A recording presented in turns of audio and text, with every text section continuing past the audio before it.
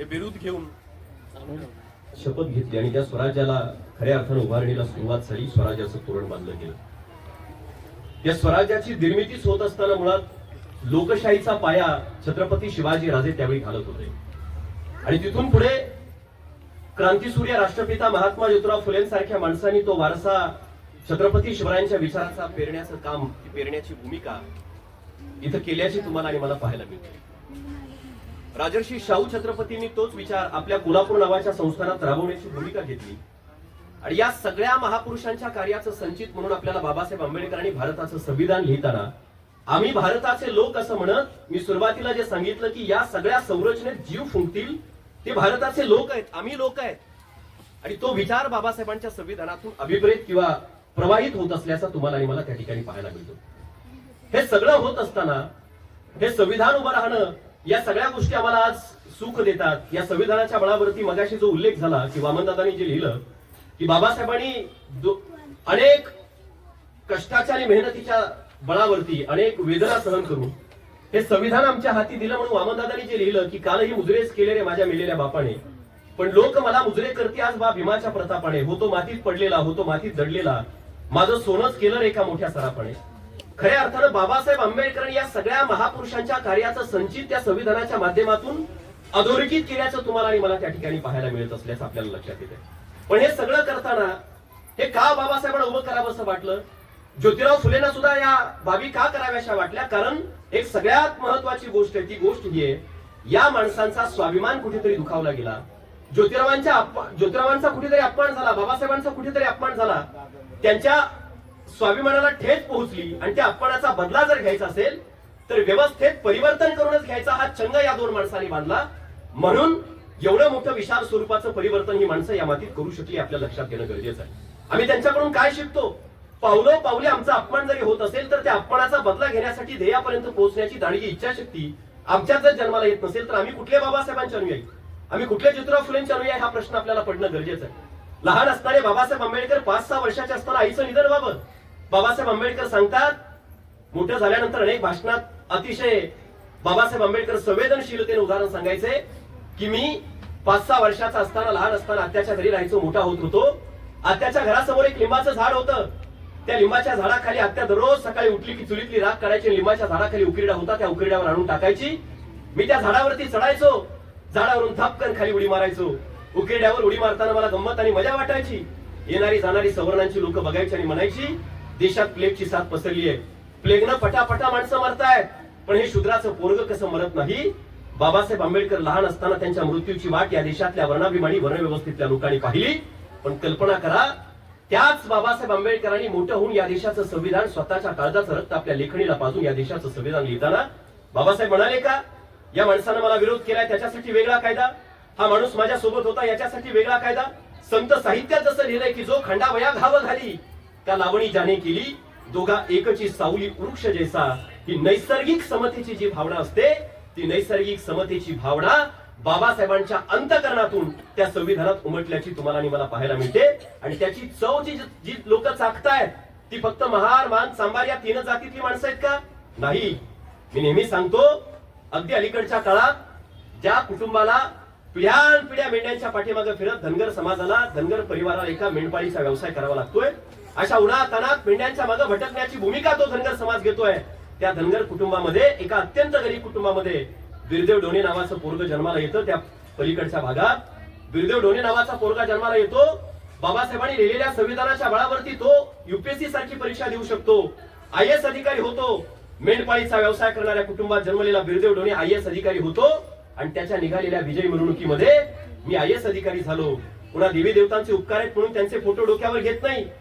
धनगर समाजातला पोरगा बाबासाहेबांचा फोटो डोक्यावरती घेतो आणि सांगतो की पुण्याई डॉक्टर बाबासाहेब आंबेडकरांची पुण्याई म्हणून माझ्या वाट्याला मिळाला. म्हणून बाबासाहेबांनी खाल्लेल्या खस्ता, सहन केलेल्या वेदना, त्यातून निर्माण झालेलं हे संविधान, या संविधानातली समता, या संविधानातलं न्याय, या संविधानातली बंधुता, या संविधानातली समानता ही कुणा एका जातीसाठी, कुणा एका धर्मासाठी, कुणा एका पंथासाठी, वंश, वर्ण, लिंगासाठी नाही, तर ही सगळ्यांसाठी समान आहे. हा नैसर्गिक समानतेचा, समतेचा भाव मला वाटतं भारतातल्या लोकांना, आम्ही भारताचे लोक म्हणून एकसंगतेनं, एका धाग्यात बांधणार, एकतेनं तुम्हाला आणि मला जोडणार आहे. ही भावना वर्तमानात प्रत्येक जाती धर्मातल्या लोकांनी समजून घेणं गरजेचं आहे. आज या महाराष्ट्राच्या मातीत जणू जातीच्या टायमावरती आम्ही आहोत की काय अशी परिस्थिती आहे. शिवराय कुणी एका विशिष्ट समुदायाला वाटून घेतले, तुकोबा एका वेगळ्या समाजाला वाटून घेतले, बाबासाहेब वाटतं एका विशिष्ट समाजाचेच आहे, महात्मा फुले एका विशिष्ट समाजाचे आम्हाला वाटायला लागतात. जाती जातीत महापुरुष जर वाटले जात असतील तर आम्ही नेमकं शिकतो काय, या महापुरुषांच्या विचारांचं झालं काय, आमच्या हाती आलं काय, हा प्रश्न आजही जसाच्या तसा तुम्हाला आणि मला पडल्याचा पाहायला मिळतो. अहो बाबासाहेब आंबेडकरांनी किती वेदना सहन केल्या हे संविधान देताना. प्रत्येक माणसाला सुखाचा घास खाता यावा, या देशात समता न्याय धर्मनिरपेक्षता नांदावी यासाठी काय काय सहन केलं बाबासाहेबांनी. हे सहन करत असताना लहानपणीच्या किती आठवणी आहेत तुम्हाला वेगळं सांगणं गरजेचं नाही. आत्यासोबत लहान असणाऱ्या बाबासाहेबांनी कपड्याच्या दुकानात जावं, कपड्याच्या दुकानदारानं पैसे तेवढेच घ्यावेत तरी सुद्धा उमऱ्याच्या बाहेर उभं करावं, अंगावर कपडे फेकून द्यावेत, मातीत मळवून अंगावर घालावेत. लहान बाबासाहेबांना प्रश्न पडायचा आमच्या वाट्याला ही परिस्थिती का. सार्वजनिक पानवाट्यावरती जावं, पानवाट्यावरचं पाणी भरण्यासाठी अनेकांनी स्वतःची भांडी विहिरीतला पोहरा उपसून भरून घ्यावी. बाबासाहेबांनी तासन तास वाट पाहत आत्यासोबत बसावं. कुणीतरी विहिरीत एखादा पोहरा टाकेल, नाहीच टाकला पोहरा तर दिवसभर तसंच उभं राहायचं. शाळेत जाणाऱ्या लेकराला जर तासभर 10-15 मिनिट पाणी मिळालं ना तर आमच्या आई बापांच्या काळजाला वेदना होतात, त्याच्या जीवाची लाई होते. बाबासाहेबांनी शाळेत जावं, सगळ्या शाळेतल्या सवर्णांच्या पोरांनी हौदावरती जाऊन पाणी हाताने पिऊन घ्यावं. पण बाबासाहेबांनी हाताची ओंजळ करून लहान असताना थांबावं. शाळेच्या शिपायानं हातात पाणी टाकलं तरच पाणी प्यायला मिळतंय, आणि त्या दिवशी शाळेचा शिपाई जर आलाच नाही दिवसभर तहानेनं व्याकुळ होऊन राहावं. किती वेदना आहे, किती त्रास आहे. हा सगळा त्रास सहन करून बाबासाहेब आंबेडकरांनी त्या आठवणी आपल्या अंतःकरणात जपत बाबासाहेब आंबेडकरांनी प्रचंड अभ्यासाच्या बळावरती या देशाचं लिहिलेलं हे संविधान, त्याची जाण तुमच्या माझ्यातल्या इतर सगळ्या जाती समूहातल्या माणसाला वर्तमानात असणं मला वाटतं सगळ्यात जास्त गरजेचं आपल्याला लक्षात घ्यावं लागेल. एक गोष्ट तर मी नेहमी सांगत असतो, आम्हाला भावनिक करणारी, आमच्या संवेदनशीलतेला हात घालणारी गोष्ट बाबासाहेबांच्या आयुष्यातली पाहायला मिळते. बाबासाहेब आंबेडकर लहान आहेत, किती टोकाची जातीयता होती, किती प्रचंड टोकाची होती. ही जातीयता किंवा ही मनुस्मृती जी पेशव्यांच्या काळात फोपवायला आपल्याला पाहायला मिळाली, ही मनुस्मृती, त्याही अगोदर मी एक महत्वाची गोष्ट ही सांगेन, ही मनुस्मृती शूद्र कुणाला समजतीये.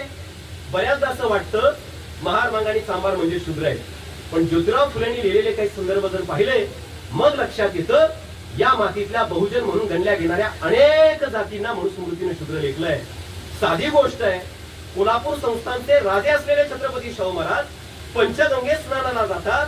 त्यांच्या स्नानाच्या वेळी देव ब्राह्मण वेदोक्त ऐवजी पुराणोक्त मंत्रांचं पठण करतात. शाहूराजे वाचतायत, अभ्यास आहे. शाहू महाराज म्हणतात हे मंत्र शूद्राला असतात, आणि तो देव ब्राह्मण सांगतो तुम्ही शूद्र नाही तर कोण आहेत. शाहूराजे म्हणतात आम्ही छत्रपती असताना सुद्धा मनुस्मृती आम्हाला जर शूद्र लेखत असेल तर तेव्हा शाहूराजांनी दंड थोपटून त्या मनुस्मृतीच्या आणि वर्ण व्यवस्थेच्या विरोधात बंड केले. ज्योतिराव फुले असं सांगतात, सोनार जातीतल्या एका माणसाला वाटतं ज्योतिरावांनी लिहिलंय, संदर्भ आहे महात्मा फुलेंनी लिहिलेला. सोनार समाजातल्या माणसांना आज असं वाटतं की आम्ही देवी देवतांची पूजा करतो, ब्राह्मणासारखे आम्हाला अधिकार आहेत, पण मनुस्मृतीनं त्यांनाही शूद्र लेखलंय.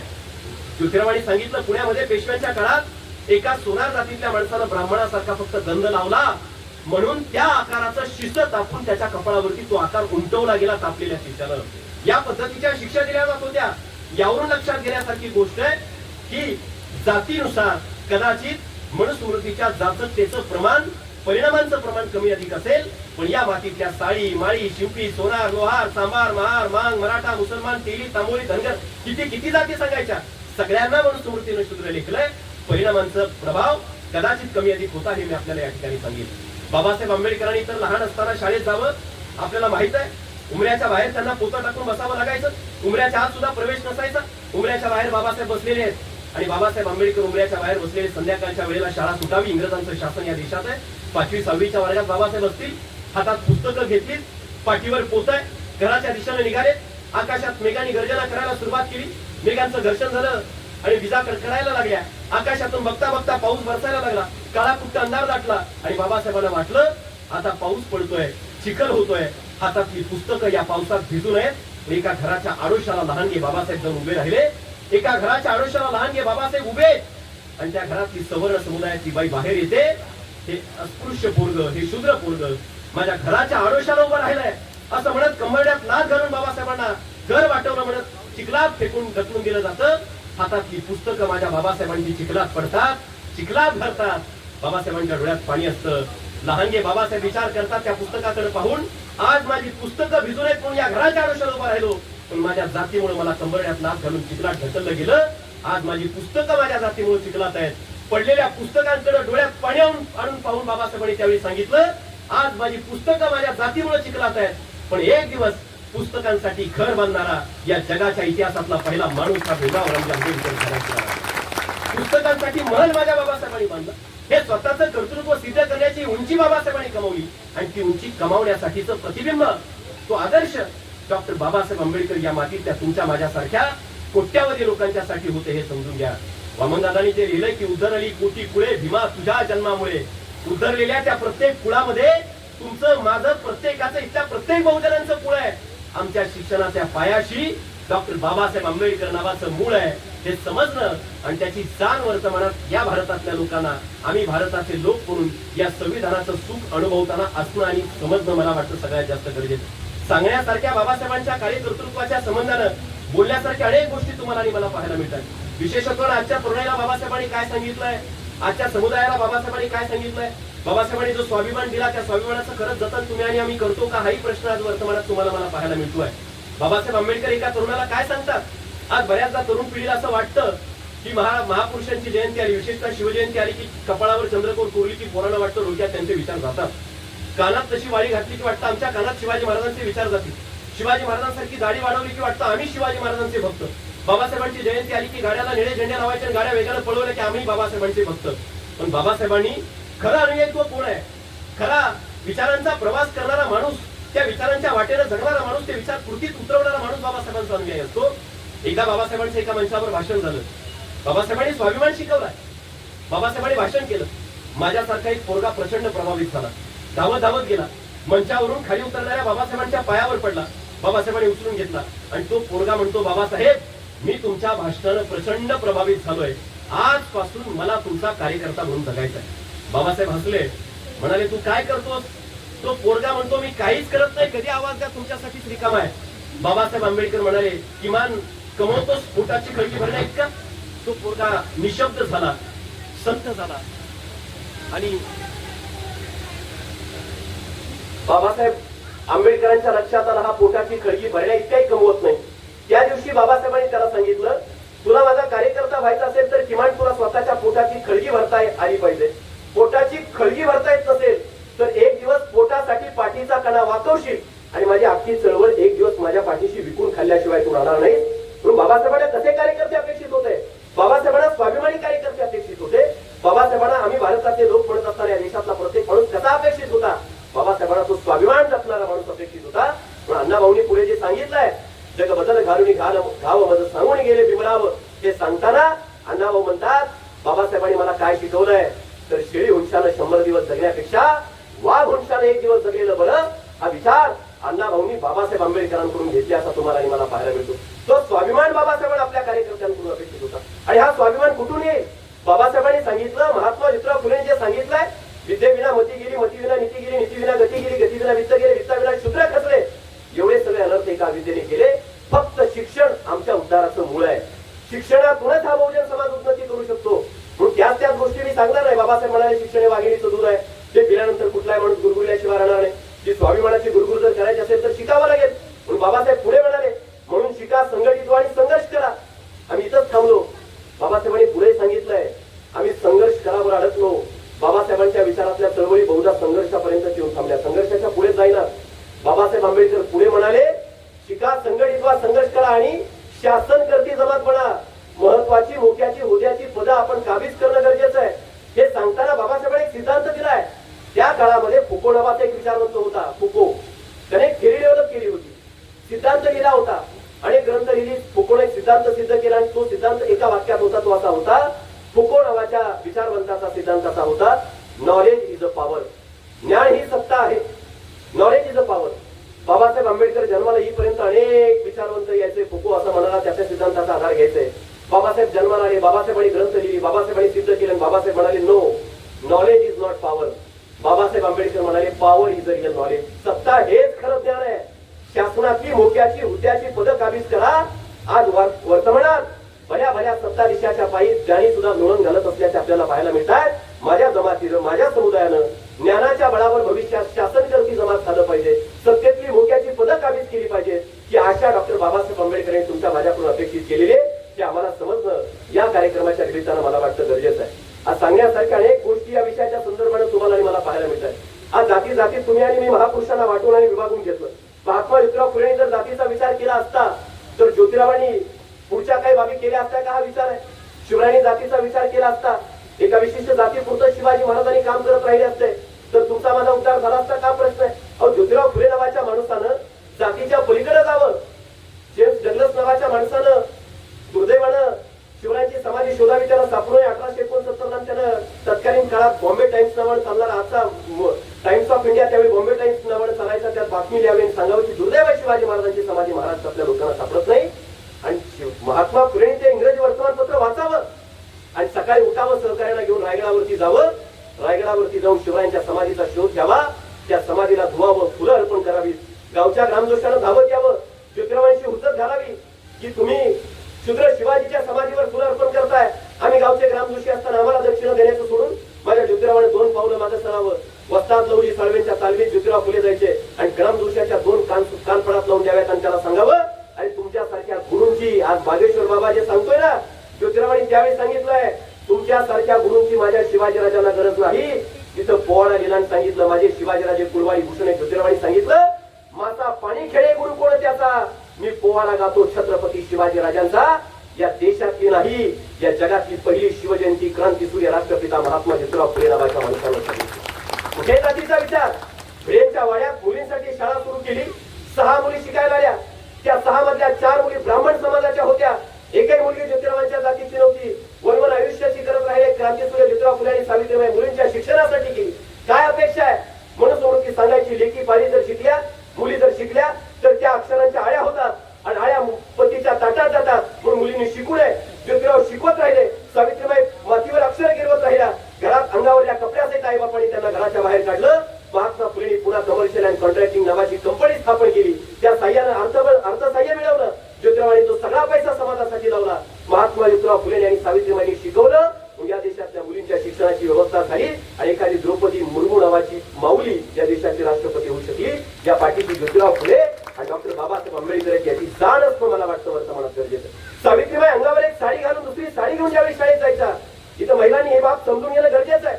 सावित्रीबाईला पुण्यात लोक दगड मारायची. एखादा दगड डोक्याला लागला तर त्याला रक्त लागायचं. सावित्रीबाईच्या समोर तो दगड पडायचा. माझ्या सावित्रीबाईने उचलून घ्यावा, त्या दगडाला लागलेलं रक्त बघावं, सावित्रीबाईच्या डोळ्यात पाणी यावं. पण सावित्रीबाईनं त्या दिवशी खंबीर होऊन विचार करावा, आज मी माझ्या मुलींना शिकवते म्हणून माझ्या डोक्यावर दगड मारला जातोय, त्या दगडाला माझं रक्त लागतंय. पण एक दिवस माझ्या शिकलेल्या मुली हे रक्त पुसून या दगडाचा बदला घेतल्याशिवाय राहणार नाहीत. पण दुर्दैवानं आज त्याच पुण्यात सावित्रीबाईच्या दिलेल्या कर्तृत्वाच्या बळावर शिकण्यासाठी गेलेल्या पुरी एका मराठी वृत्तवाहिनीनं एफसी रोडला सावित्रीबाईचा फोटो घेतला आणि फर्ग्युसन रोडवरती फिरणाऱ्या मुलींना विचारलं हे कोण आहे माहितीये का. बहुतांश मुलीला ही माझी सावित्री आई हे सुद्धा सांगता येत नव्हतं. यासारखं मोठं दुर्दैव कोणतं असू शकतं. सावित्रीबाईला वाटलं मला मारलेल्या दगडाच्या रक्ताचा बदला या मुली आज रक्त पुसून घेतील. मुली शिकल्या, त्या दगडाचं रक्त पुसलं आणि त्या दगडाला शेंदूर लावला आणि त्याच्यासमोर हात जोडत राहिल्या.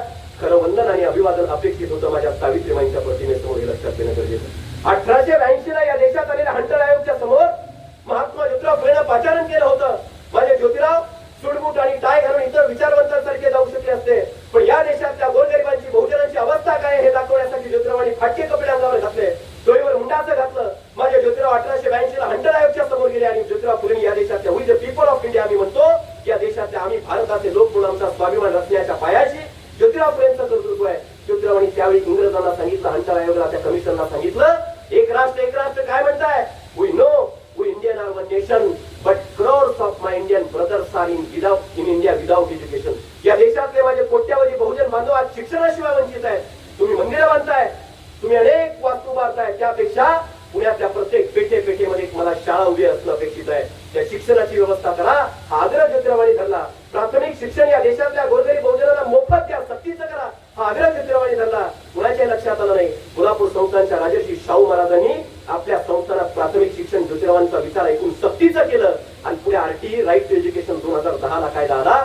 आमच्या शिक्षणाच्या मुळाशी असलेला हा या महापुरुषांचा विचार आणि त्या विचारातून उभा राहिलेली ही लोकशाही आज तुम्ही आणि मी समजून घेणं मला वाटतं गरजेचं आहे. राजर्षी शाहू महाराजांसारख्या माणसानं जातीचा विचार जर केला असता तर शाहूराजे स्वतःचा रथ घेऊन मुंबईतल्या चाळीस बाबासाहेबांना भेटायला गेले असते का. कोल्हापूरला स्वतःच्या संस्थानात बोलून जरीचा फेटा बांधून बाबासाहेबांचं स्वागत आणि सत्कार त्यांनी केला असता का. किती अभिमान वाटायचा माझ्या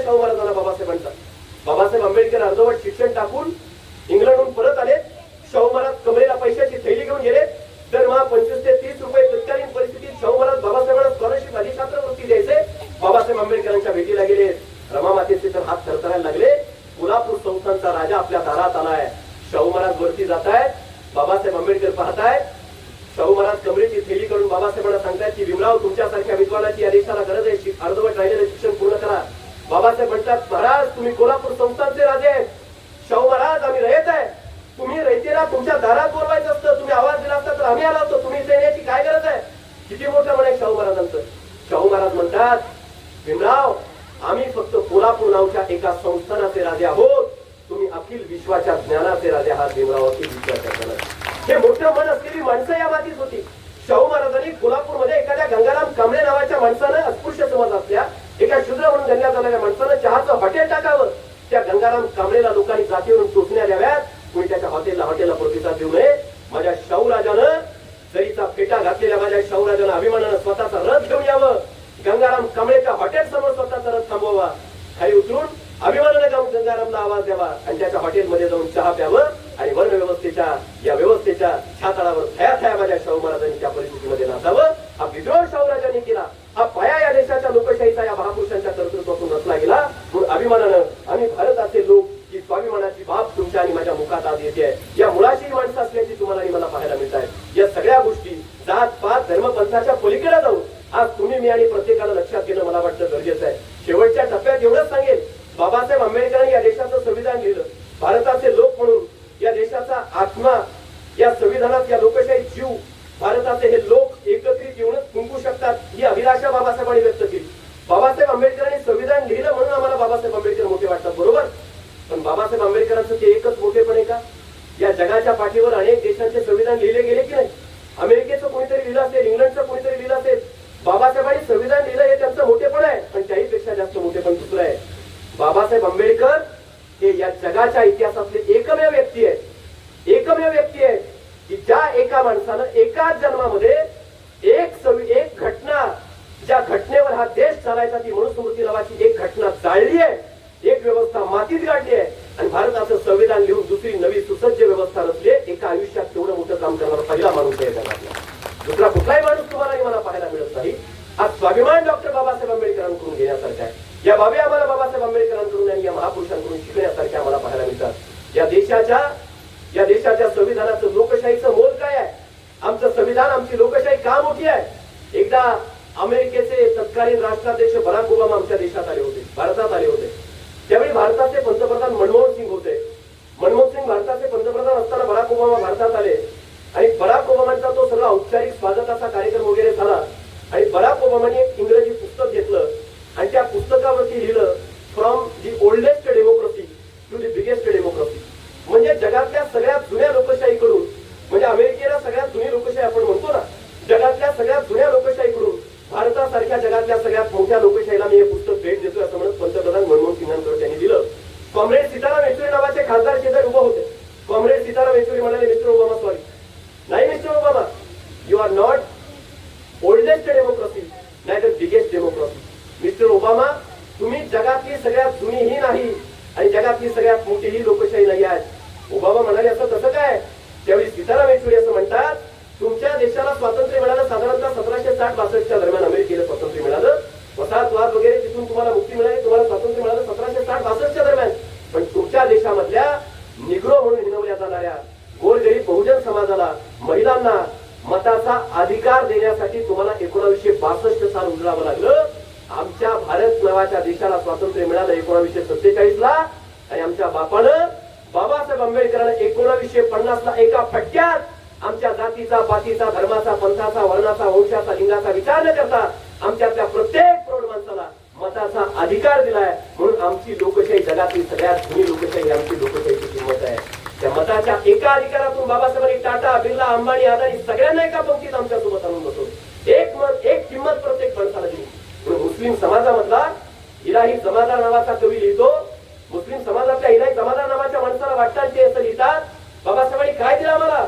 इलाही जमादार म्हणतात, घनती मिराची चिरून छाती दिलीच किरणे बाबा, माणूस पण तू दिले सांभाळ, आम्ही शिकलो सगळे बाबा, दिलीच दृष्टी, नवीन सृष्टी आणि सौख्याची वृष्टी, तुझ्यामुळे मी सबल जागलो, शिकलो हसणे बाबा. आमच्या अस्तित्वाची जाण जर आम्हाला कोणी दिली असेल तर घनती मिराची छाती चिरून त्या अस्तित्वाच्या प्रकाशाची किरण बाबासाहेबांनी आम्हाला दिली. याची जाण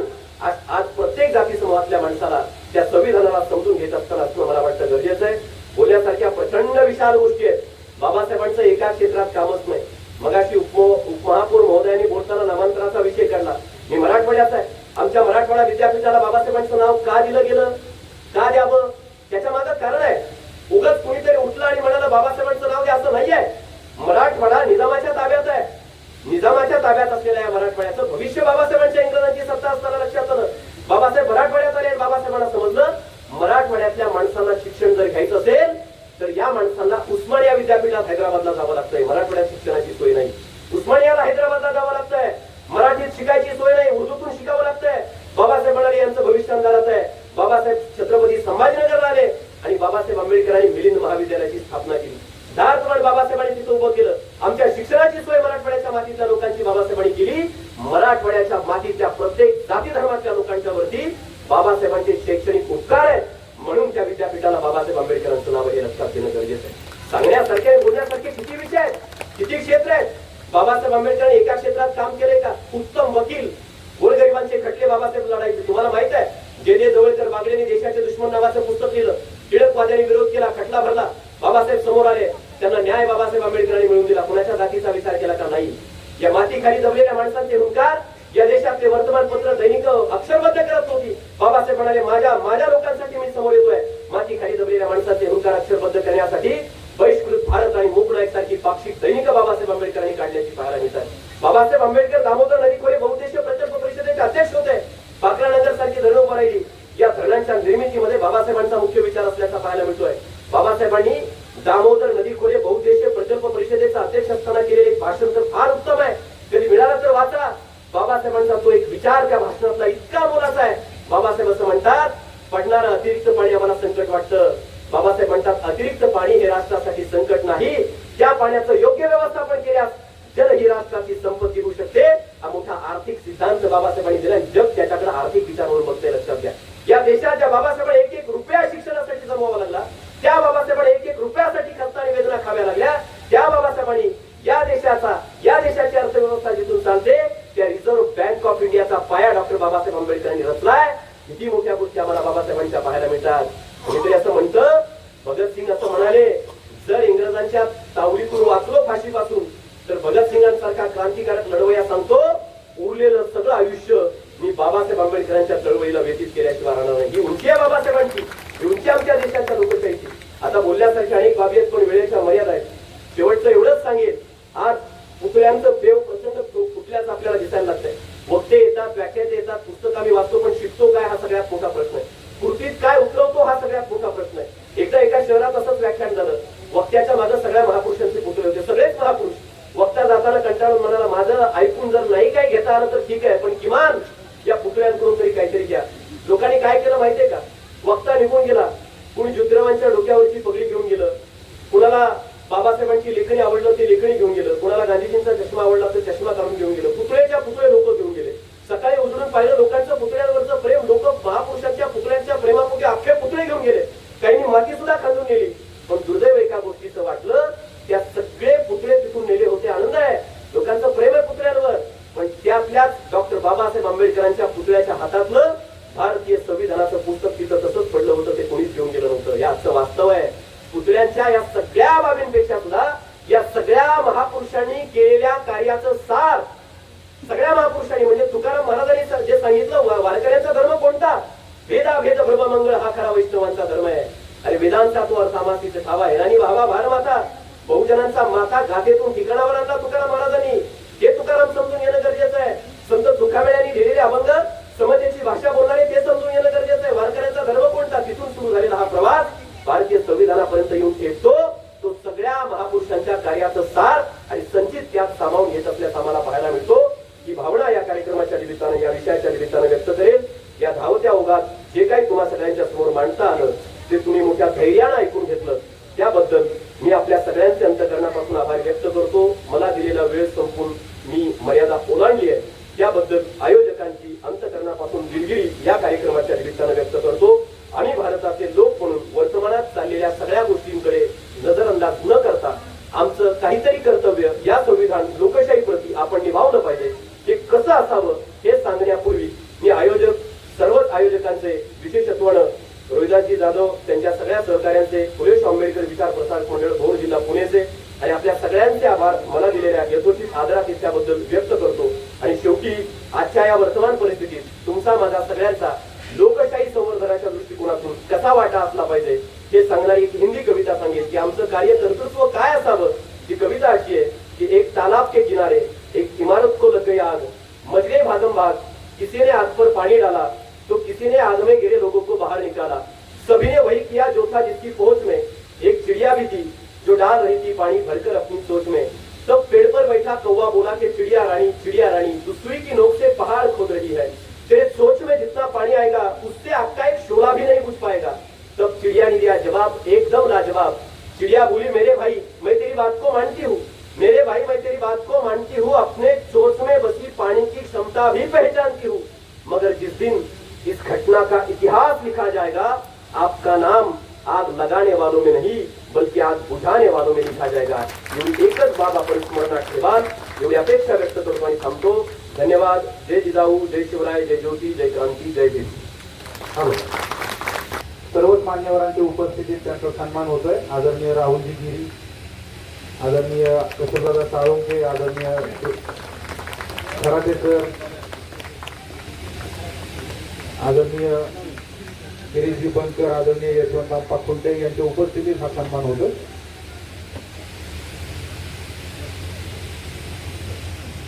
घेतलेल्या कष्टाचं चीज आपल्या कन्येनं खडतर प्रयत्नातून या ठिकाणी स्वप्न साकार करून दाखवलेलं आहे. त्याबद्दल फुलेसाहेब आंबेडकर विचार प्रसारक मंडळाच्या वतीनं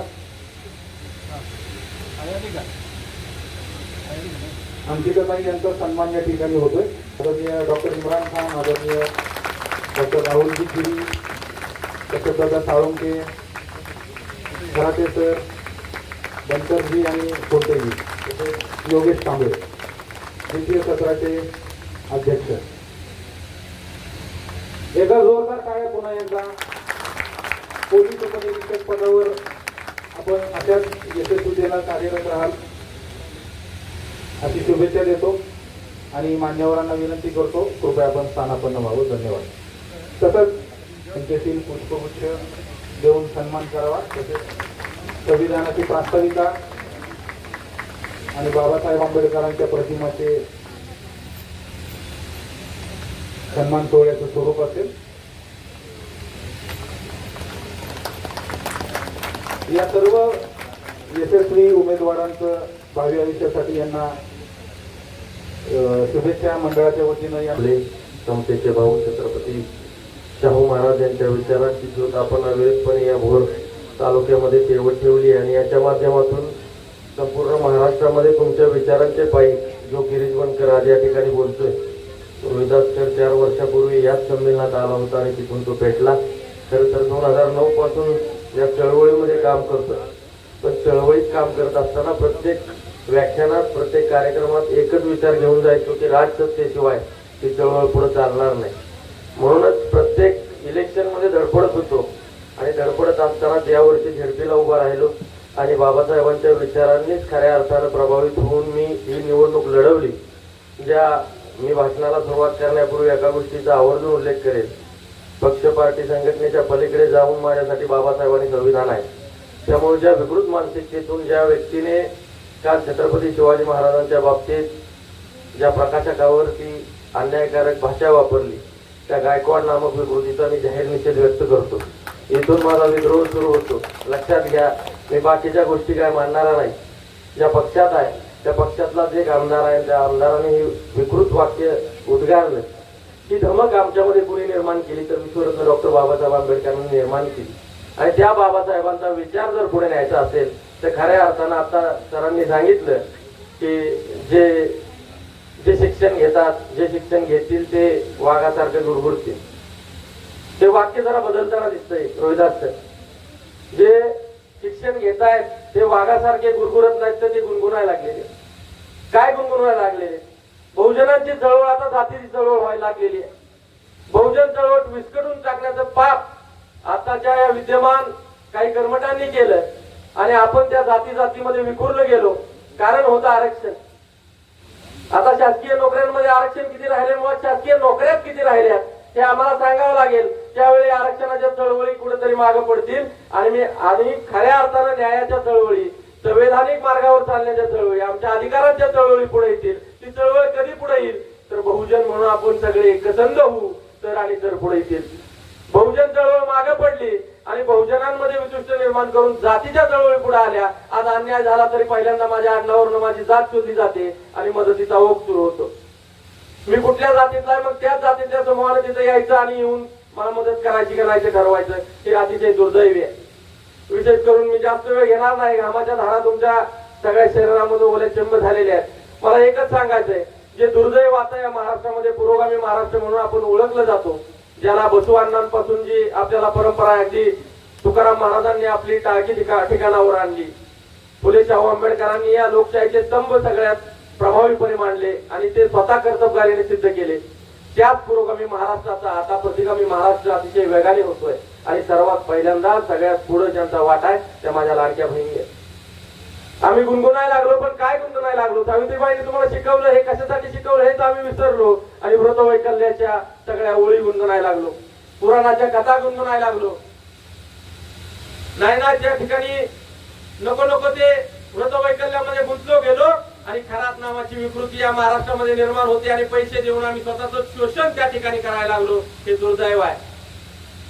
संवैधानिक पदावरती बसणाऱ्या, संवैधानिक पदावरती असणाऱ्या महिला जर या शोषणाच्या बळी ठरत असतील तर या माझ्या तळवा माता जाणाऱ्या, उन्हातानात राबणाऱ्या महिला या शोषणाला कशा बळी पडणार नाहीत? मग हे वादळ रोखणार कोण? रोज एक नवीन महाराज, रोज एक नवीन बुवा या महाराष्ट्राला आता दिसतोय. मग या बुवाबाजीला थांबवणार कोण? जर ही थांबली नाही तर हा महाराष्ट्र खऱ्या अर्थानं कशा पद्धतीनं प्रतिगामी होतोय हे आपल्याला आता दिसून येतंय. पण महाराष्ट्र प्रतिगामी होत असताना तो बेचिराग होणार आहे. आणि बेचिराग का होणार आहे? या जातीपातीच्या विषयात, या धर्मवादाच्या विषयात. लोकसभा लागली की कटेंगे बटेंगे होत आहे, विधानसभा लागली की जातीपातीचं विष पोवलं जात आहे, स्थानिक लेवलला तुमच्या भावकीची आणि गावकीची निवडणूक होते. याच्यातून संविधानिक मूलतत्वांवर चालणार, आपलं संविधानिक मूलतत्वांवर चालणार जे विचार प्रभाव असणार आहे, चळवळीचं प्रभावी माध्यम जर मागे पडलं, एकटा रोहिदास सर हे व्यक्तिमत्व संपूर्ण महाराष्ट्राला पुरणार नाही. मी मागच्या वेळी रोहिदास सर ज्यावेळी बैठक होती त्यावेळी आल्यानंतर बोललो होतो की आता रोहिदास सर खऱ्या अर्थानं तुमच्यासारख्या लोकांची विधान परिषद, विधानसभेमध्ये गरज आहे. मी तर म्हणेन लोकसभेमध्ये गरज आहे. आणि हे हसण्यासारखं नाही. बरीचशी लोक लगेच स्मित हास्य करतात, टिंगल टावळे वाटल्यासारखं करतात, पण हे शक्य आहे.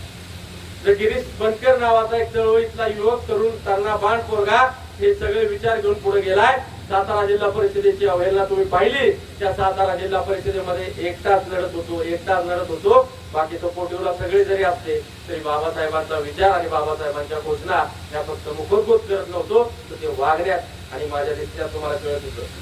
हे का कळत होतं? तुम्ही बाबासाहेबांना आचरणात आणलं, ते विचारात आणलं. आणि हे विचार आणि आचार दोन्ही जर हा माणूस तुम्हाला देतोय तर आता रोहिदास सर फक्त भोरपुरतं मर्यादित राहू नका, तर संपूर्ण महाराष्ट्राचा डोलारा तुम्ही आता खांद्यावर घ्या.